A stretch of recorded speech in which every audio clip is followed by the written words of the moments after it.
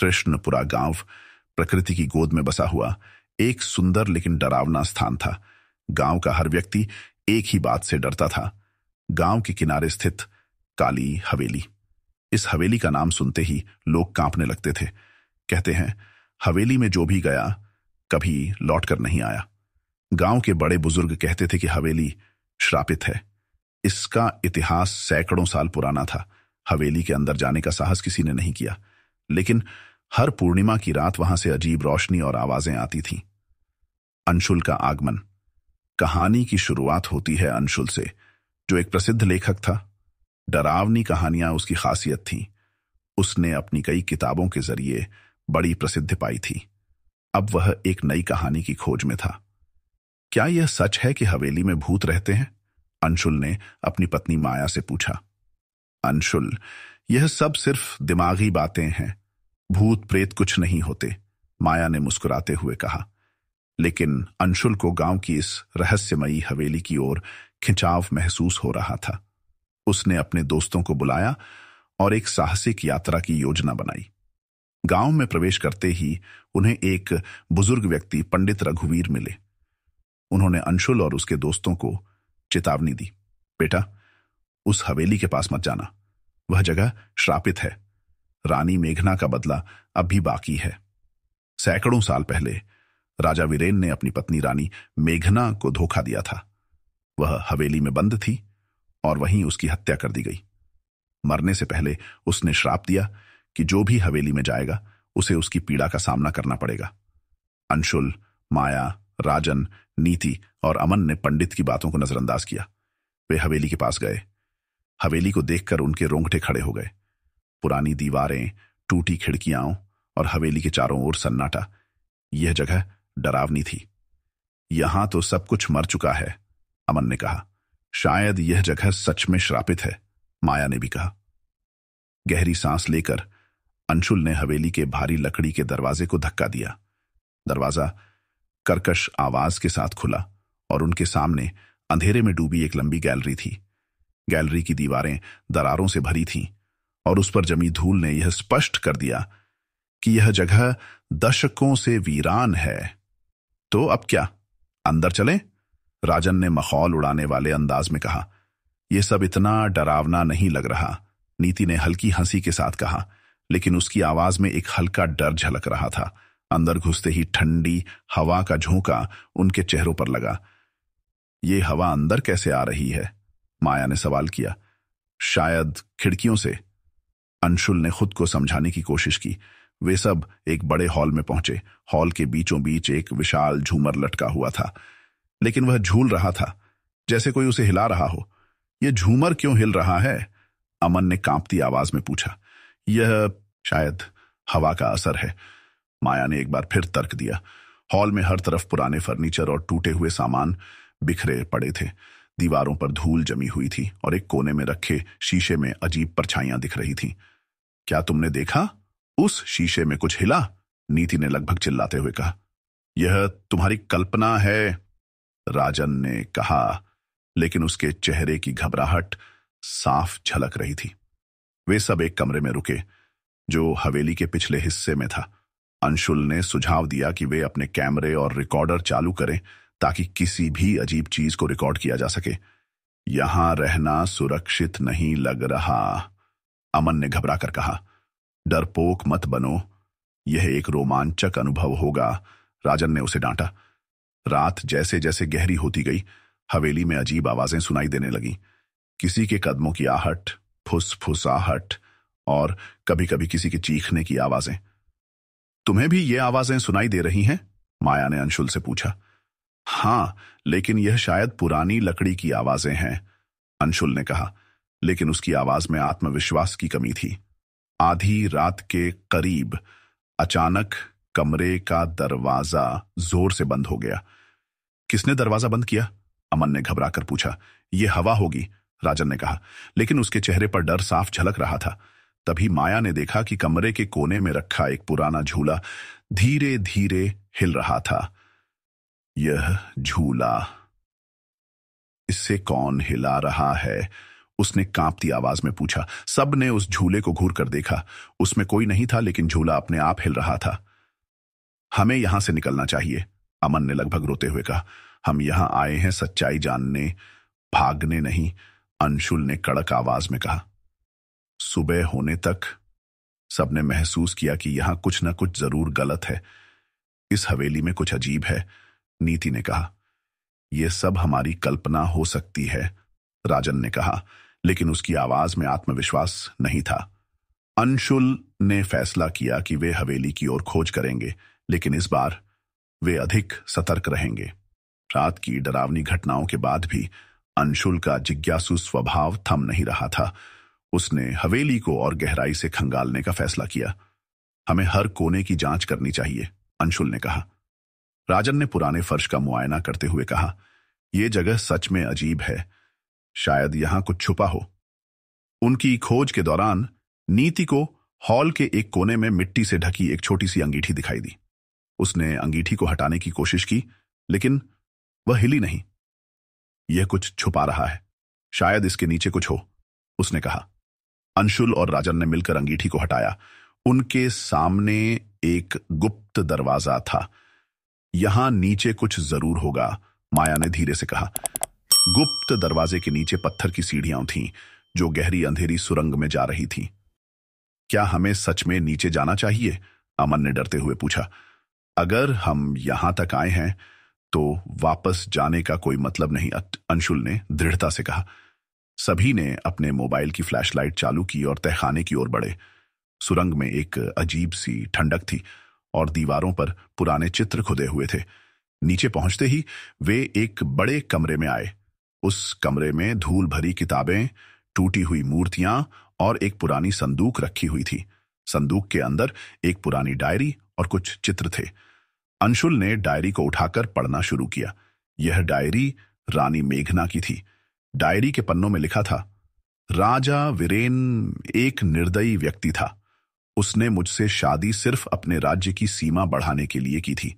जब मैंने उसका विरोध किया तो उसने मुझे इस हवेली में कैद करवा दिया।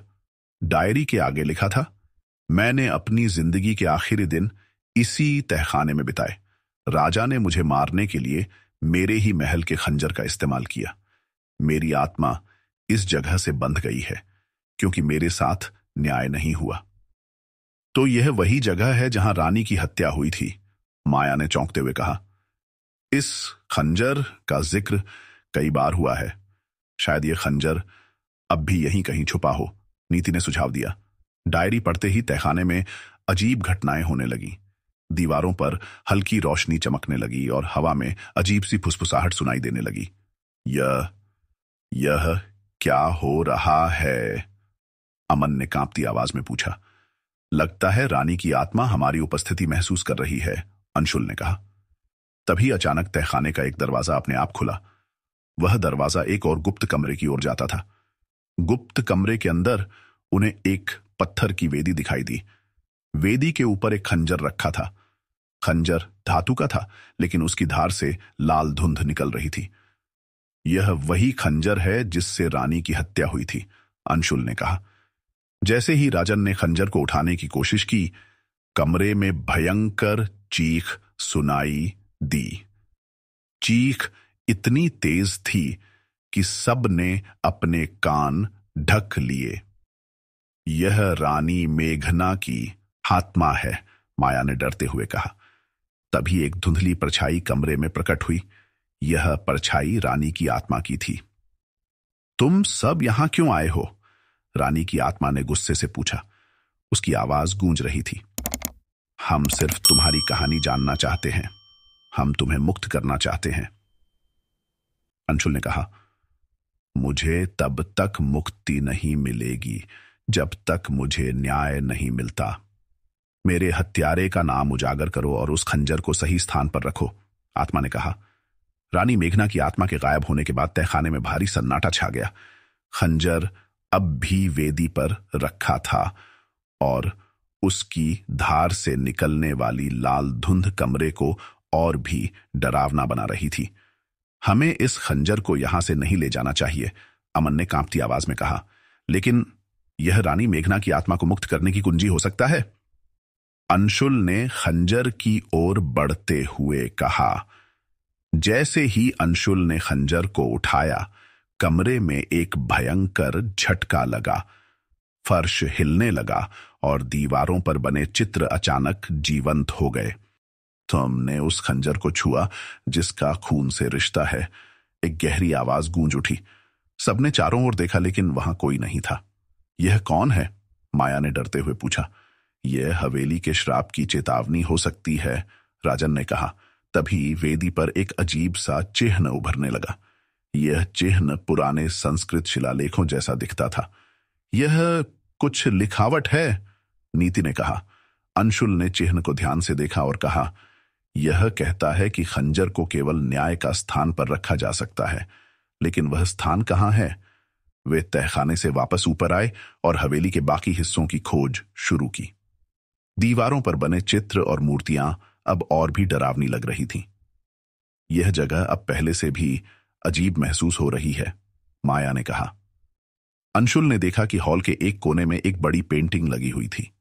पेंटिंग में एक लड़की, एक राजा और एक किले का चित्र था। यहां कुछ छुपा हो सकता है, अंशुल ने कहा। उन्होंने पेंटिंग को हटाया और पीछे एक और गुप्त दरवाजा दिखाई दिया। यह हवेली गुप्त दरवाजों से भरी हुई है, राजन ने कहा। गुप्त दरवाजा एक बड़े कक्ष में खुला।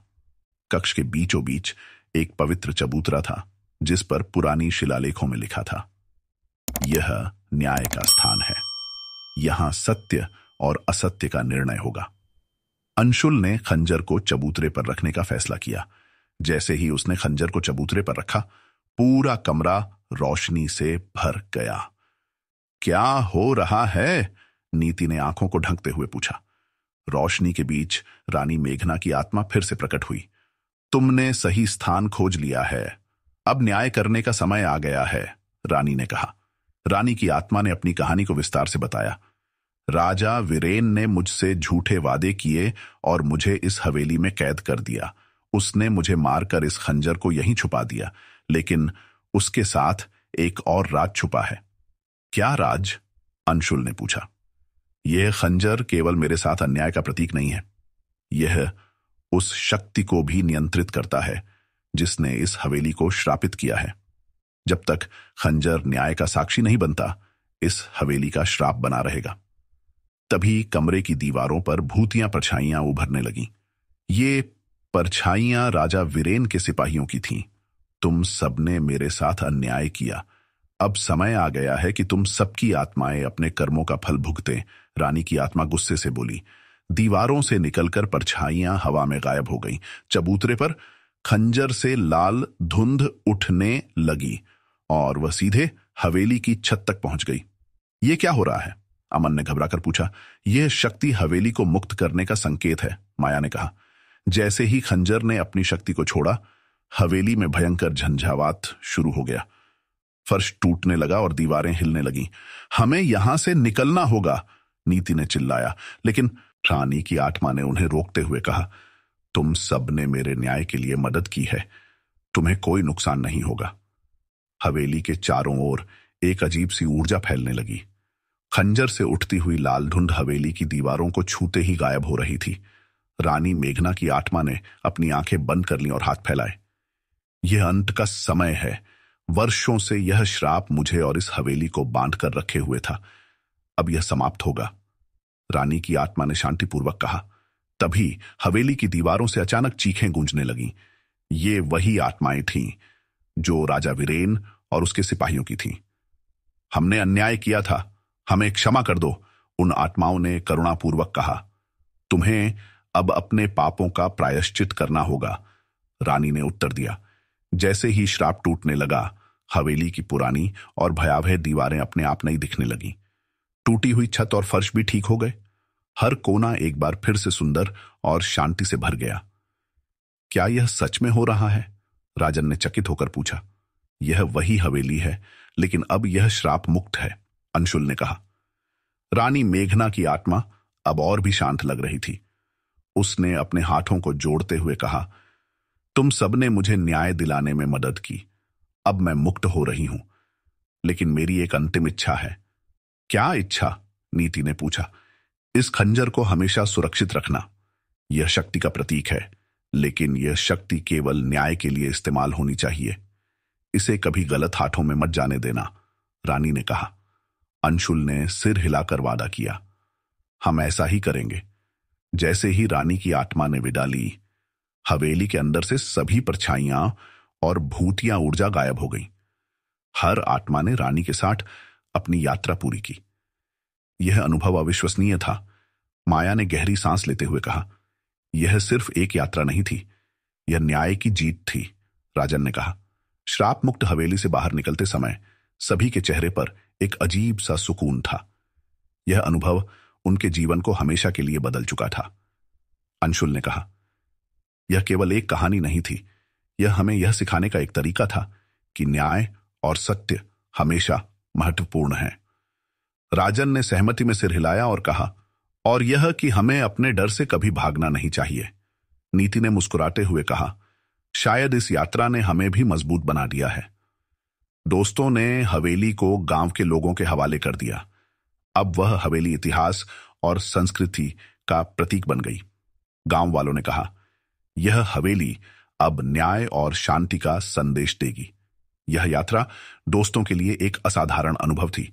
उन्होंने केवल एक श्रापित हवेली को नहीं, बल्कि अपने डर और असमंजस को भी हराया।